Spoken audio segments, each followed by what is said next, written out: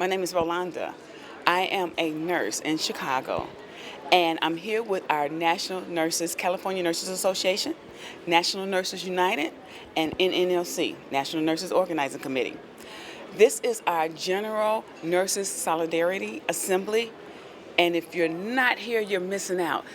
This is awesome. Here's the thing, everyone, you need to know. This is a global thing.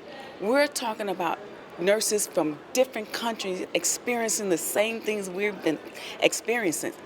And it's not about race. It's not about class. It's about the rich and the poor. The rich is getting richer off our poor backs, and they don't care who they stamp on. So here we are together, organizing, coming together globally, fighting for our rights. Everyone, you got to get on board with this, because here's the thing. It's going to happen to you. They don't care about who you are. If you don't have those billions, we're all in the same boat. So I am so happy that I'm here. We've heard from people from Japan, Thailand, Yemeni. What was the other one? Paraguay. All going through the same things. It's about the fight and the struggle just for us to have the humanity, the wages, so that we can raise our kids and eat. It's amazing how in other countries you can be a nurse, going to school, and did all you could do, only to be poor. Not able to save a penny, on the brink of being evicted from your home. All because the rich would rather have you work like a mule than to give you a few dollars to help you out, so that they can keep patting their pockets. They are so greedy. Corporate greed is just outrageous. Is it destroying the world? It is destroying the world. Corporate greed is destroying the world, and people, we have to open our eyes, because some people are not seeing it. They may think we're paranoid. We are not paranoid, people. You've got to get on the internet and find out what's going on. Open your eyes. Don't just hear the idiots that's lying to you. And it's amazing how people will believe a lie before they believe the truth.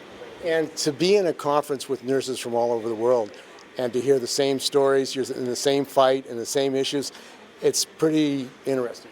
It's very interesting, but it's sad. It is sad because here in the States, we have fought. And what they're trying to do, the other states are fighting, but they're so busy all over.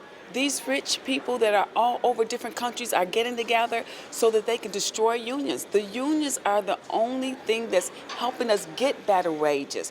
And they want to destroy them so that you don't have a voice. So I say now, take the time and open your voice. Call your congressman. Tell him the things, the concerns you have. Save the VA. Don't let them privatize the VA. Increase the minimum wage to $15. But most importantly, vote. That is the most important thing. I don't care if you have a problem with who's not the best candidate. You have to vote for some candidate, because if you don't, you let the wrong candidate in. And your situation in Chicago, what is it like for a nurse in Chicago trying to take care of people? So here's the thing. In Chicago, we want to take care of our patients, but the corporate greed, they want you to have so many patients that you can't take care of a patient. So there's no limits like California on patient numbers? We're working on those limits. Yeah. We were able to get some limits, but it's not as good as California. So nurses may still make a mistake because they're wore out, tired. Stressed out. So that's dangerous to the patient. It's a danger to the patient, and that's what we're here for, because we recognize, it's evidence-based, that if you have too many patients, no work break, not able to sit down, not able to educate a patient, things go wrong. Patients hurt. They aren't safe. They come back to the ER because they'll tell you things like, no one told me that. Oh, the nurse was so busy she couldn't because she had 15 other patients, or maybe 10, to take care of. I know a lot of people think nurses make a lot of money, but you know what? Police officers make more, and they didn't have to go to school as much as we did. And guess what? Firemen, they make more. They didn't have to go to school, and they don't have to take care of as many people. It is hard as heck to get a raise. There are hospitals here in Illinois that have not had a raise in 7 years. How does that happen? And I'm talking about not even just the general cost of living raise, nada. So you're stuck at this pay for 7 years, but your rent is going up, your car note is going up, your gas bill is going up, your electric bill, has really gone up. So we have got to get better wages. We have got to get help so that we can take care of our patients effectively and not make a mistake and not cause them harm. We love our patients. We love to love on our patients, but we need a little help. And you've got all these billionaires here in San Francisco. There are more billionaires than any place else in the world, and yet you see in San Francisco people laying in the streets, the health problems, mental health problems, and people are just not being taken care of. They can't get housing. What is that one of the issues? Homelessness is increasing everywhere, and that's a big issue. Because for example, MB Bank, they just went under. 5,000 employees lost their jobs. These are people that, if you live like me, because I don't get paid that much, 2 paychecks away from homelessness. How does that happen? When you have these billionaires who would take all this money, throw it against politicians, and say, hey, vote my way so I don't have to give them more money. Just give the money to the people. Come on now. I mean, why be so greedy that you're just so blinded with greed that you can't understand there's a humanitarian thing, a humanitarian issue here. We are all humans. We live on the planet Earth. Quit destroying it. Quit destroying our patients. You think people are waking up? I know people are waking up. I've seen some of the YouTube videos. Yay, you YouTube video people who are waking up and saying the heck with this crap that's going on in the White House. We need a better president. We need a better system. We need a better government, period. Well, some hospitals will have what we call a wallet biopsy, and you know they're doing this wallet biopsy when they go on bypass for their ER, because the ER is not a big moneymaker, right? So what they'll do is they'll say, oh, we don't have any beds. So therefore, the ambulance has to take you someplace else. And then at the beginning of the next month, they'll say, okay, we'll let so many people in, but once we get to the point where we figure, we're going to be losing money, we're going to say we don't have beds, but they actually do have beds. They just don't let anyone know. It's wallet biopsy. Wallet biopsy. So you were marching yesterday through the streets of San Francisco, and you went to the park. What happened at the park? I met a lovely couple, Sue and Stephen, from Australia. They informed me that they've had universal health care since 1970, and their government didn't go broke. Canada has had a universal health care. Their government is not broke. The UK, they're not broke. So why are our politicians saying that we will go broke if we have universal health care? It's evidence-based. They've had it for a long time, and they're still existing, evidence-based. We can do this Medicare for all and not go broke. Hi, my name is Sue Phillips, a registered nurse in Southern California for the last over 20 years.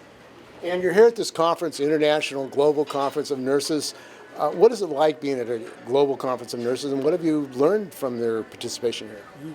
This is probably one of the most exciting events that CNA, NNU, and Global Nurses United has done. It actually shows that nurses across the globe have similar issues. Our patients have the similar issues. That climate change is real, and that we all do need to get together and have a united voice across the world in order to save this planet, to be honest with you.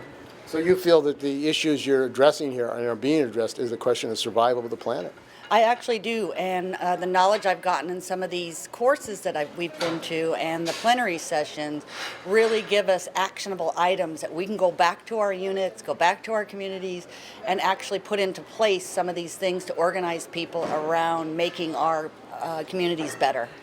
And the question of global warming or global crisis, the question of privatization, attack on public education, public health care, it seems like it's all coming together. It really is. 4 years ago, who would have thought that these so-called progressive socialist agenda would be in the forefront of everybody's political agenda, conversations in everyday communities, Medicare for all. Isn't that Isn't that music to our ears? the right to have health care? Yeah. Is that in 2019? I work in a very underserved population with a big, large catchment area near the border of California, and we serve the underserved every single day. And we see people coming in with delaying their care because they don't have, rationing their medications, just everything that we've heard here today, it happens at our hospital every day.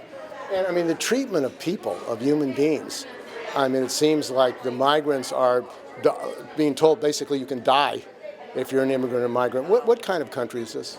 Yeah, it's heartbreaking and it's embarrassing. And nurses know that these people are coming to our hospitals. Michael Jackson, he worked for UCSD, and they're seeing these very ill people coming out of the detention camps that are right at our San Diego border. And they're delaying their care, holding their medicines, and a lot of this is preventable. We had a huge influx of flu late in the season because of the immigrants that are coming to San Diego County, being detained and not getting treated properly. And there was a march yesterday of the participants at the rally, Medicare for All, the right to have health care, get the insurance companies out of health care. Were you on that march? That was so awesome. How many people can say that they can shut down downtown San Francisco with close to 2,000 people at rush hour traffic on a Friday to get the message across? Who better serve that than nurses? And people on the streets were saying, "What are you guys doing?" Typically sort of upset first. Some people were joining in. People were happy that the nurses were there. Yeah. And when we said, "Oh, we're nurses," they said, "Oh, yay," and cheering for us. And everywhere we go, nurses are heroes across the country, across the world.